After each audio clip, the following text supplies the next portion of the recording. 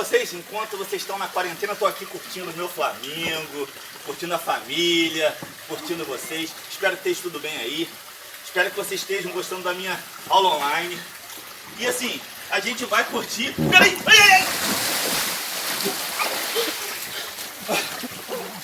Desculpa aí, galera.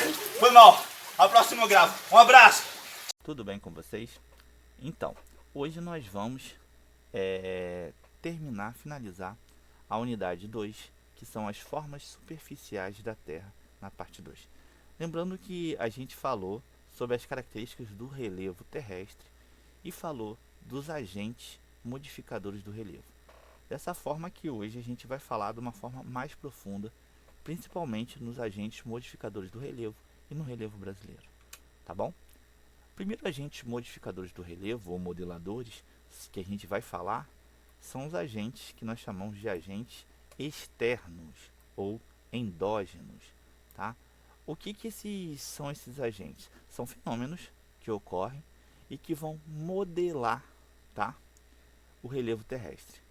Como modelar? Eles vão fazer com que esses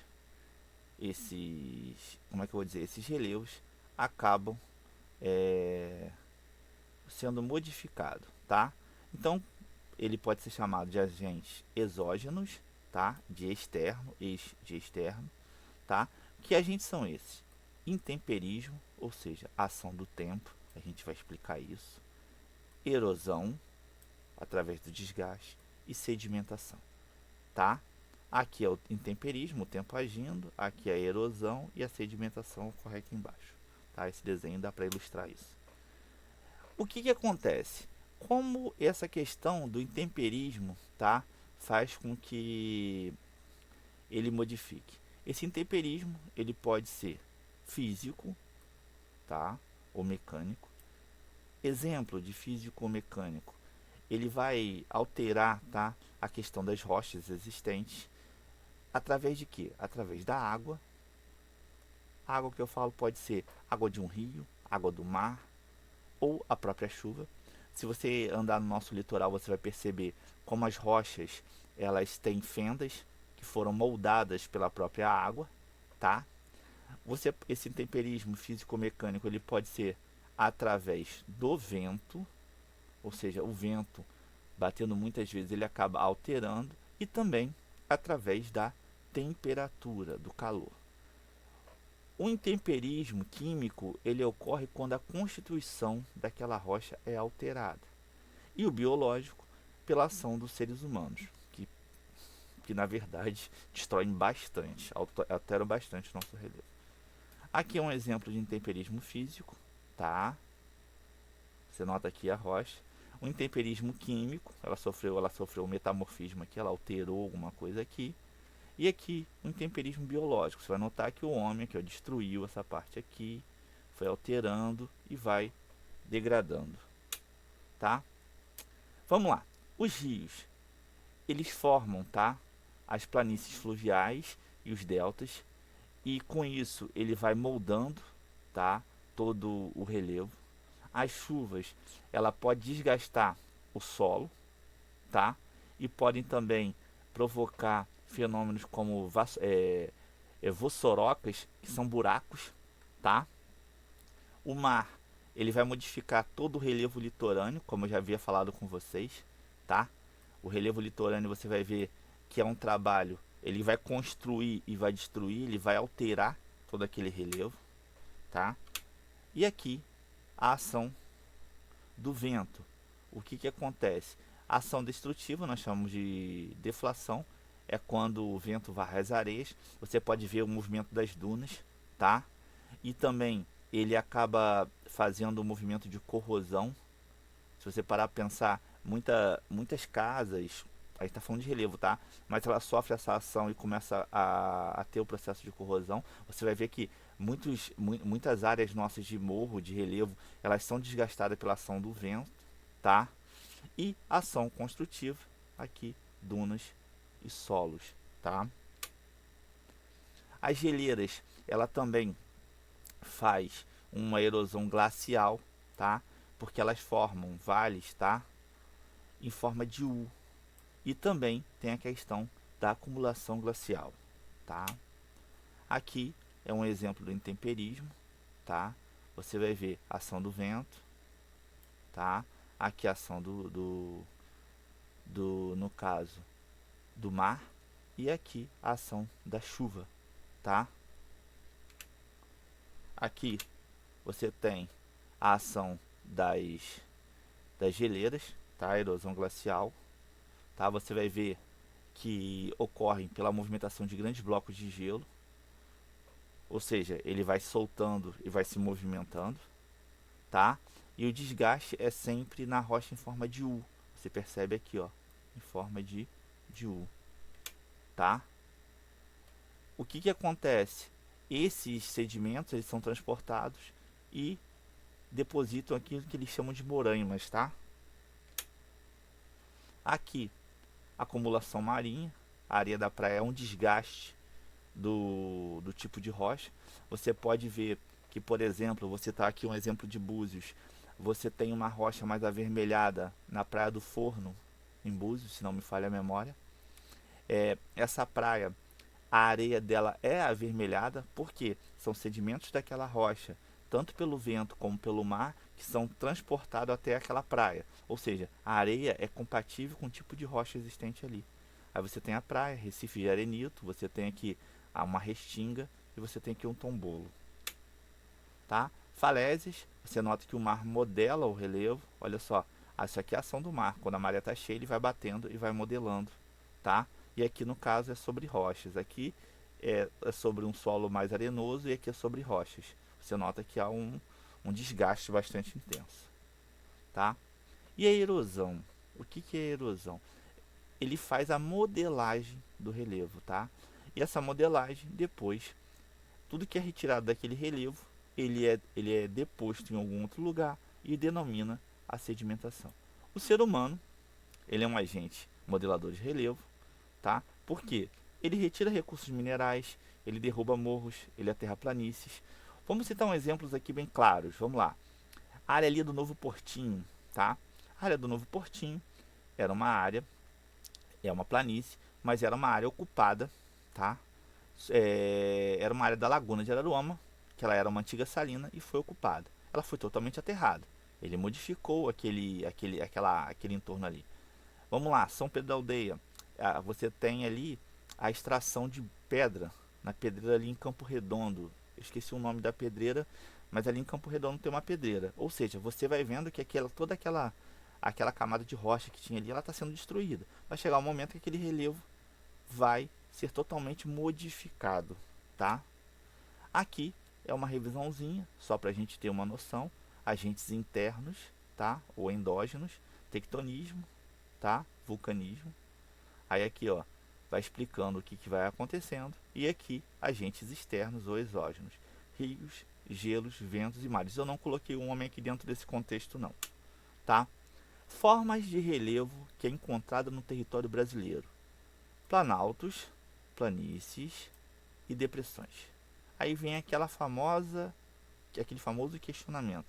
E montanhas, professor? Lembrando que tem autores que consideram montanha toda altitude acima de 300 metros. Mas tem autores que consideram que montanhas só são formadas em relevos de dobramentos modernos. E o Brasil não tem esse tipo de relevo de dobramentos modernos. Ele teve esse relevo há muito tempo atrás e hoje o relevo foi desgastado, tá? Mas está só formando. O que acontece? O relevo brasileiro, ele está acima do nível do mar, tá? Ou seja, você percebe que o Brasil não vai ter um relevo abaixo do nível do mar, beleza? Aí vamos lá. Aqui é um mapa de hipissometria. Que é isso? Que palavra feia? É um mapa de altitude, tá? Hipissometria vai medir a altitude, a altura de determinada região. Por exemplo, quanto mais alto, você vai perceber que a pressão ela vai influenciar. Tanto é que quando você sobe uma serra, por exemplo, a Serra de Petrópolis, o seu ouvido tende a dar aquele estalozinho. E isso é a questão da pressão, tá? Então, aqui a gente está falando sobre o mapa do relevo brasileiro, das áreas mais altas. você vai perceber que os picos mais altos estão aqui na região norte do Brasil. Aqui você tem o Pico da Neblina, tá? Com 2.933,7 metros, e o Pico 31 de Março, com 2.972. Depois, se você for aqui para a região, tá? Sudeste, você tem o Pico da Bandeira no Espírito Santo, o Pico das Agulhas Negras, tá? Pico da Pedra da Mina e Pico das Agulhas Negras. Também aqui são picos bastante altos, tá bom? O Brasil, tá? O relevo brasileiro, ele é um relevo antigo, tá? Ele tem altitudes modestas, tá? E a estrutura geológica dele é da era pré-cambriana. E teve diversos autores que classificaram o relevo brasileiro. E a gente vai mostrar quais são esses principais autores, tá? Que autores são esses? Haroldo de Azevedo classificou o relevo brasileiro, tá? Aziz e Abissaber também classificou o relevo brasileiro. Só que hoje a gente utiliza muito a classificação do professor Jurandir Rossi. É a mais utilizada, é a mais atual e as pessoas utilizam mais, tá? Essa classificação aqui é do Haroldo Azevedo, ele classifica em Planalto das Guianas, planícies, tá? Amazônica, Planalto Central, planície do Pantanal, Planalto Meridional, planície costeira e planície do Pampa, tá? Essa é a classificação do Haroldo Azevedo. Aziz Abissaber, Planalto das Guianas, planícies e terras baixas amazônicas, Planalto do Maranhão, Piauí. Você vai vendo que cada um tem uma forma de classificar. E essa é a forma mais atual. Ah, professor, mas é complexo, tem mais nomes. Mas se você parar para pensar, ele só classificou em planaltos, depressões e planície. E a partir daí, ele classifica e nomeia, só mostra cada uma delas. Mas ele classifica só nesses 3 tipos de relevo: planaltos, planícies e depressões. E aí ele simplesmente numera onde ocorre cada uma. Então é uma classificação mais simples, mas que classifica o Brasil em 3 tipos de relevo, tá? E aí, se você notar, planaltos vai de 1 a 11, tá? Os tipos de planaltos que tem no Brasil, que ele classificou. Depressões vai de 12 a 22. E aqui estão os nomezinhos de cada uma. Ele classificou o relevo brasileiro em 28 partes, sendo divididas em planaltos, depressões e planícies, tá? Vamos lá. O que são planaltos, tá? São áreas relativamente planas e altas. Você vai perceber que ele tem uma altitude bastante interessante, só que em cima é uma área mais plana, tá? Ele pode ter diferentes formas, tá? Ele pode ter formas de serras, pode ter formas de chapadas, de colinas, de escarpas e conjunto de morros. Isso vai depender do formato, tá? E da ação dos agentes que ocorreram nele, tá? Você tem aqui a gente fala sobre Serra das Russas ou Planalto da Borborema.